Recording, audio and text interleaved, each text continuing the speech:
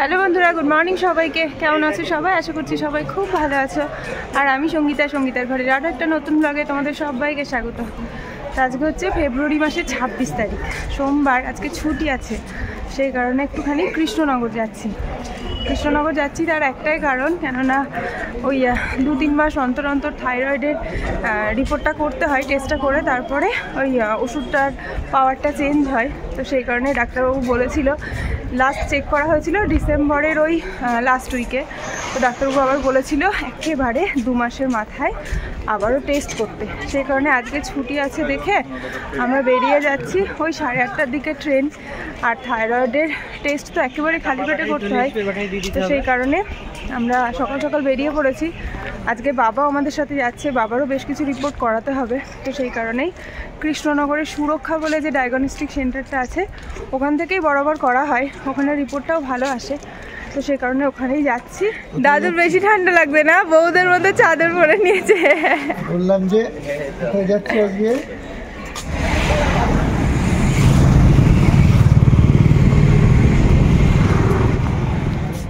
আমরা একেবারে সুরক্ষার মধ্যে ঢুকে গেছি। আর রোদ্দুরে বাবা এখন বিলিং কাউন্টারে আছে, ওখানে বিল হবে, তারপরে টোকেন নাম্বার কালেক্ট করতে হবে, তারপর সেই টোকেন নাম্বার অনুযায়ী আমাদের যেতে হবে।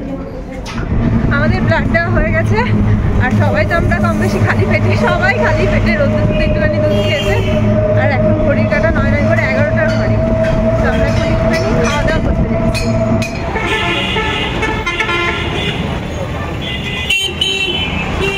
11টা বেজে গেছে, তাই আর অন্য কিছু খাচ্ছি না, একেবারে ভাত খেয়ে নিচ্ছি। তো সবাই মিলে বসে গেছি ভাত খেতে। এটা হচ্ছে শুক্তো, আর এটা হচ্ছে মুড়ো ঘন্ট, আর এটা তো ডাল, আর রোদ্দুর খাচ্ছে চিপস। খাওয়া দাওয়া সেরে নিয়ে এবার আমরা কৃষ্ণনগর বাস স্ট্যান্ডের দিকে যাচ্ছি। বাসে করে বাড়ি যাবো, কেননা এখন এই মুহূর্তে আর ট্রেন নেই। সেই কারণে বাস ধরে বাড়ি চলে যাবো। আর ট্রেন এখনো মোটামুটি 2 ঘন্টা, তো 2 ঘন্টা কে বসে থাকবে, সেই কারণে বাসে করেই বাড়ি যাবো।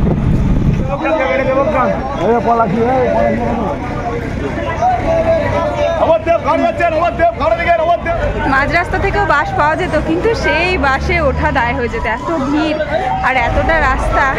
আর উপরে আবার রোদ্দুর আছে, দাঁড়িয়ে যাওয়াটা একটু চাপের হয়ে যাবে। বাবাও অসুস্থ, তো সেই কারণে একেবারে বাস স্ট্যান্ডে চলে এসেছি।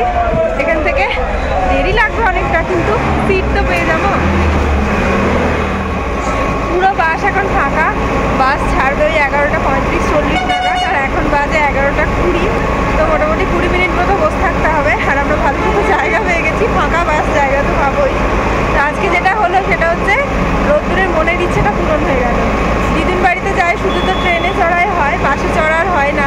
তো আজকে কৃষ্ণনগর থেকে পলাশী অনেকক্ষণ, মোটামুটি অনেকক্ষণ বাসে থাকতে পারবে, তাই তো বাবা?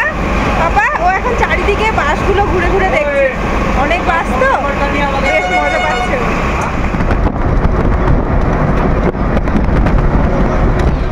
বাপরে বাপ, পুরো 2 ঘন্টা। 11:35 থেকে কৃষ্ণনগর থেকে বাস ছেড়েছিল, আর আমরা পলাশীতে পৌঁছলাম 1:35-এ। এতক্ষণে যে ট্রেনটাতে আসার কথা ছিল সেই ট্রেনটাও হয়তো চলে এসছে। 2 ঘন্টা, বহুদিন পরে আজকে বাসে এতক্ষণ থাকা। রান্নাবান্না তো আমরা তো খেয়ে এসেছি, বাড়ি গিয়ে এখন ভালো মতো স্নান টান করে আগে ফ্রেশ হতে হবে। মাম্মাম কি ফল নেবে?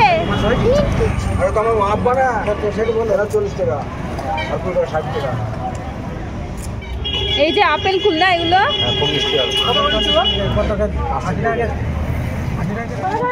কি কি ফল আছে মনে এখানে? ও মনে এখানে কি কি ফল আছে জানো? 40 টাকা, 120।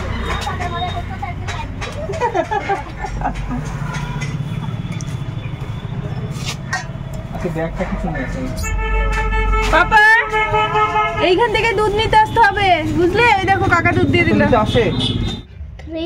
বাড়ি এসে বাবিকে একটু খাবার দিয়ে দিলাম, স্নান টান হয়ে গেছে বাবির। আর বাবির খুব খিদে পেয়ে গেছিল, তাই না বাবা? তুমি কি কি খাচ্ছ মাম্মা?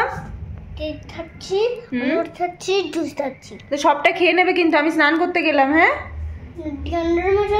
সে চালিয়ে দিচ্ছি। তোমার খুব খিদে পেয়ে গেছিল বলো? আজকে বাসে তোমার ঘুরে কেমন লাগলো? হ্যাঁ, খুব ভালো লেগেছে।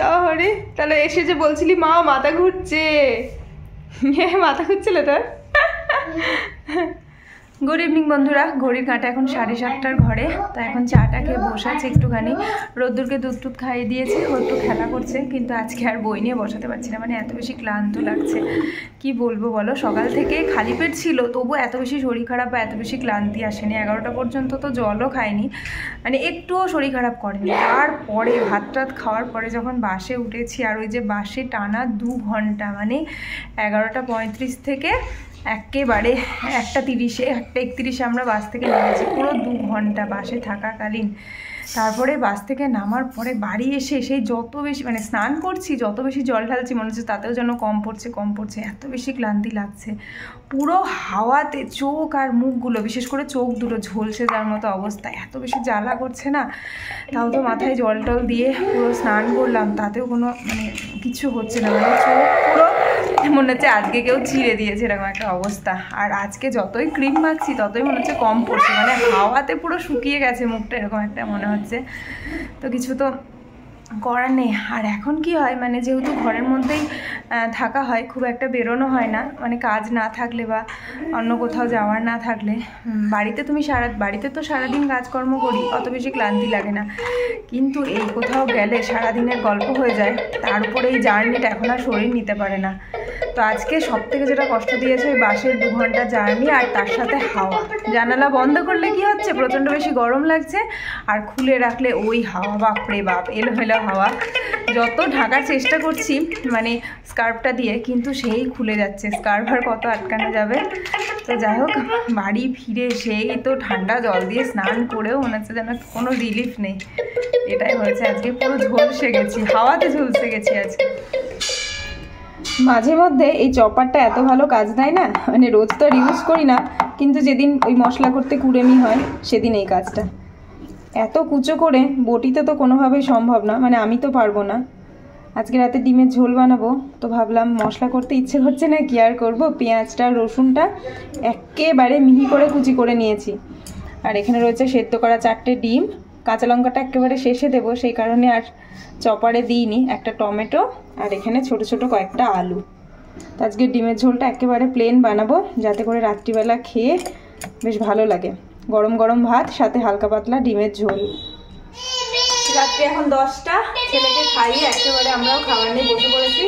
আর আজকে যে ডিমের ঝোলটা বানিয়েছি সেটা সেই স্কুলের মিড ডে মিলের ডিমের ঝোল, একেবারে হালকা পাতলা করে বানিয়েছি। এখন গরম গরম ভাত, সাথে গরম গরম ডিমের ঝোল খেয়ে শান্তি পাবো। কেননা সকালবেলা সেই 11টা নাগাদ খাওয়া হয়েছিল, বাড়ির খাবার তো পেটে পড়েনি। রাত্রি এখন 11টা বাজতে চললো, তো আমাদের খাওয়া দাওয়া তো হয়ে গেছে। তারপর ফ্রেশ হয়ে নিয়েছি, আর রোদ্দুরকে ক্রিম ট্রিম মাখিয়ে দিলাম। তো এখন আমরা ঘুমোতে যাব। আর তার আগে রোদ্দুরের হবে ওই ঘরে দুষ্টুমি পাপার সাথে, সেই দুষ্টুমি। আর রোদ্দুর এতক্ষণ মিস্টার বিন দেখছিল, সেই দেখে কি হাসি, আমিও দেখছি। হ্যাঁ, কেমন করছিল দেখাও তো। এরকম করে মিস্টার বিন। বস, তো চলো। আচ্ছা, ভিডিওটা এন্ড করে দিয়ে আসো। বলো কি বলতে হয় ভিডিও এন্ড করার সময়? তুমি বলো। তো বন্ধুরা, আজকের ভিডিওটা এই অবধি রাখছি। ভিডিওটা যদি ভালো লেগে থাকে প্লিজ একটা লাইক করে দিও, আর তোমাদের বন্ধু বান্ধব সবার সাথে অনেক অনেক শেয়ার করে নিও। তোমাদের সাথে আবারও একটা নতুন ব্লগে দেখা হবে। ততক্ষণ সবাই ভালো থেকো, সুস্থ থেকো। Good night, tata.